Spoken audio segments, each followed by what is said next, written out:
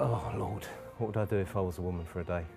I would go shopping for chocolate shoes.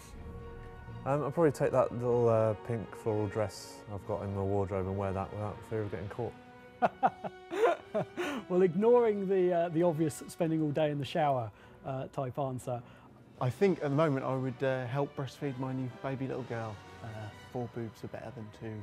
I think I'd probably get a map and get in the car and see if it really is that hard to find out where the hell you are.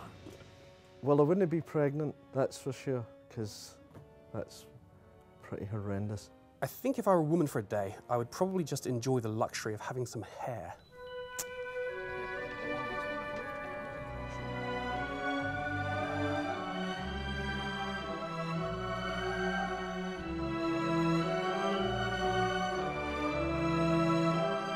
A good piece of concept art should take a basic idea that you've been given and imbue it with all the atmosphere possible.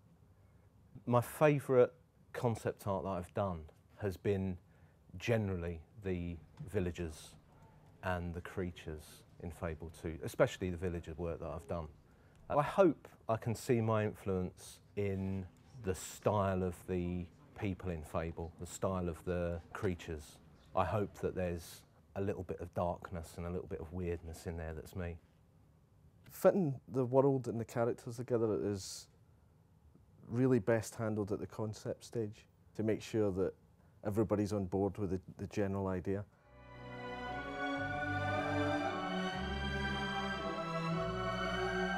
The art in Fable 2 obviously has a large technical kind of component to it. The most important thing is not to let the technology stand in the way of our artists. We do have a pipeline basically where artists will create a character and then they will pass it on to our technical animator Emilio, who will then rig the model, which is basically giving the shell a skeleton inside so we can move it and create our animations with it.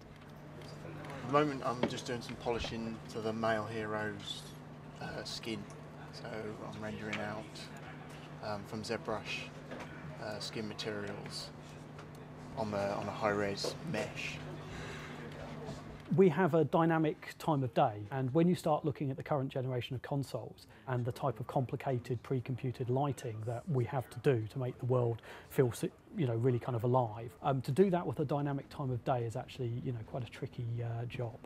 So that's one of the things we do. Also, we allow you to walk from outside straight into a house, pretty much any house in the game.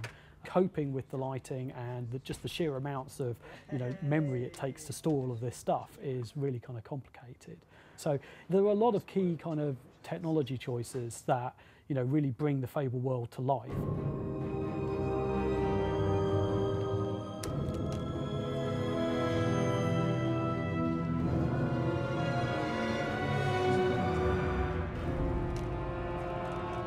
I think there's a few things that we do that other games don't do.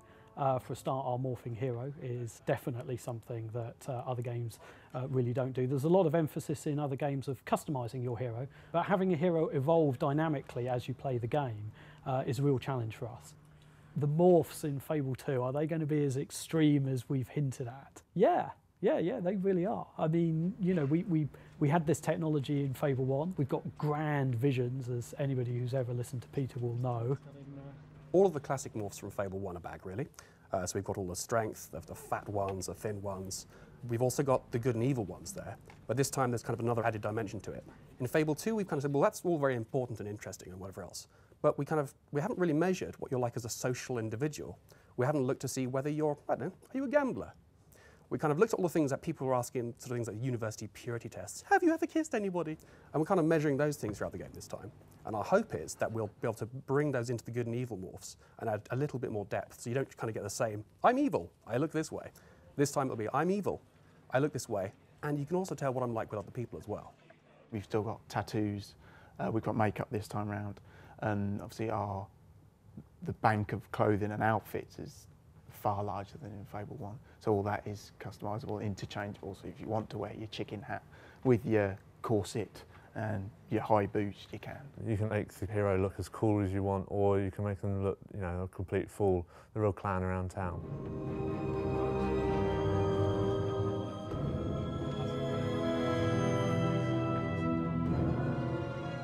What we want to do this time is make sure that you feel the terror of impending death, but this time kind of take the sting out of the risk by saying, okay, we're not going to rewind the game for you. You will lose something, you will lose some experience, but we're not going to force you to play that bit of the game again, because you're obviously having some difficulty with it. So what we're going to do instead is take the experience from the environment around you and use that for your kind of your one last heroic struggle. You'll rise up, kind of burst up with energy, and everybody will go flying, and the music will swell, and you'll feel very heroic for that moment.